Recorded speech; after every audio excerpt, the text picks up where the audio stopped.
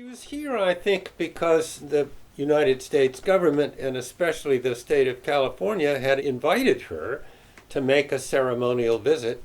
And it was our privilege and a good fortune to have her come here. And we did something that I thought was fun.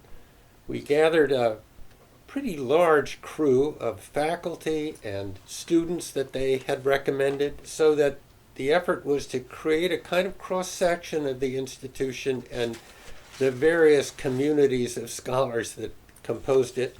And I thought it went rather well. The royal family did splendidly at providing support and assistance and help for the effort. There's nothing like dealing with the British royal family to have all of the details and the important elements of the visit handled in scrupulously elegant ways. And so that's the way it was. I got to sit next to Queen Elizabeth. It was a great pleasure. We were told how far to curtsy and how to bend and how not to shake hands and how to smile.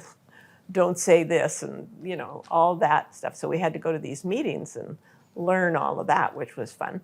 As only Stanford could do, we made buttons commemorating the Queen's visit. And then there was dealing with the band, because the band played during cocktails. Queen Elizabeth came on campus. I was in the receiving line up at the president's house, but I didn't get to actually touch her. She didn't actually touch many people. She was tiny. I mean, I'm almost 5'10". She was like really little. We all made a big deal. We wore Burger King crowns around campus, and that was really fun. Well, the day of the Queen's visit, we had a leak in the living room. Drip, drip, drip. Dawn was frantic.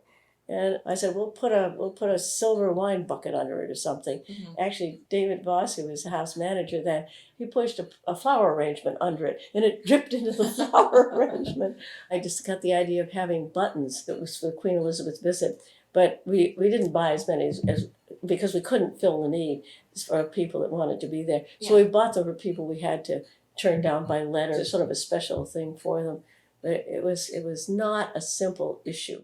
Advised beforehand about all the protocol about not touching her and all that? Oh, we knew we knew the rules. We knew how to address everybody, and we're of course terribly afraid of making a mistake.